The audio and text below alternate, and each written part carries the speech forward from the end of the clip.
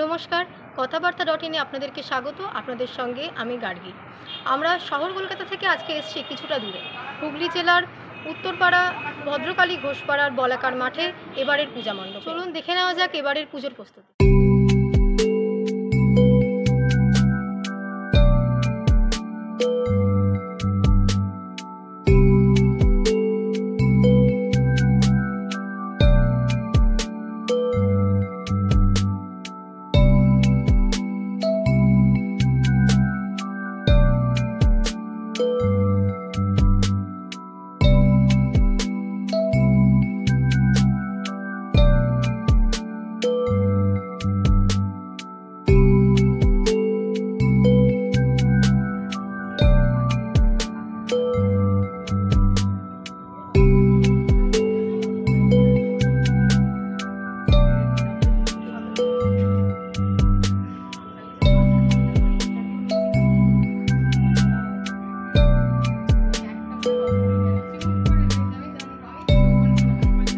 বিপ্লব সেনগুপ্ত। আপনাদের ক্লাবের বিষয়বস্তুটা কি, পরিকল্পনা? মূলত আমাদের যে এই বছরের যে আমরা ভাবনা চিন্তাটা করেছি একটু অন্যরকম।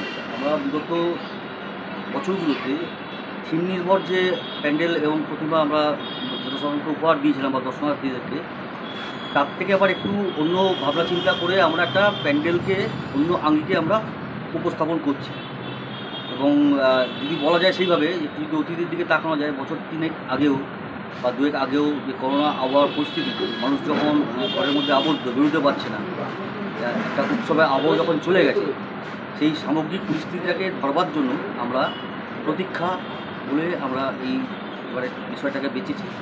মানুষ প্রতীক্ষার অপেক্ষায় আছে যে দেবীর আগমন কবে আমাদের সবার মাঝে আসে।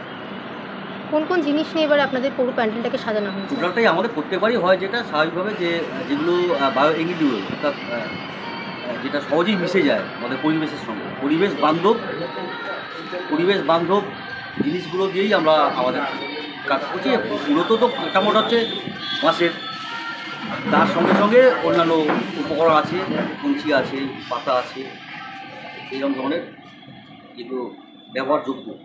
পুজোর এবারে উদ্বোধন কবে?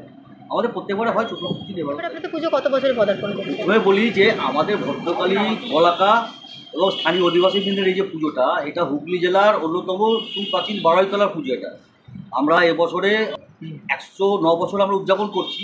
এবং শুধু তাই নয়, মানুষের প্রত্যাশা আমাদের পুজোকে ঘিরে এমন জায়গায় পৌঁছেছে যে ইতিমধ্যেই আমরা বিগত দিনে পশ্চিমবঙ্গ সরকারের বিশ্ব বাংলা 5 বার আমরা জেলা সেরা নির্বাচিত হয়েছি। এছাড়াও অসংখ্য পুরস্কার আমরা পেয়েছি। তার থেকেও বড় পুরস্কার যেটা আমরা মনে করি, যখন সারা রাত্রি ধরে আমাদের চতুর্থ দিনের উদ্বোধন, সেই দিন থেকে শুরু করে তার পরবর্তী দিনগুলোতে লাখো লাখো মানুষ জেলার বিভিন্ন প্রান্ত থেকে এই যে আমাদের এই পূজা মণ্ডপ দেখবার জন্য আসে, এটাই আমাদের সবথেকে বড় পুরস্কার বলে আমরা মনে করি।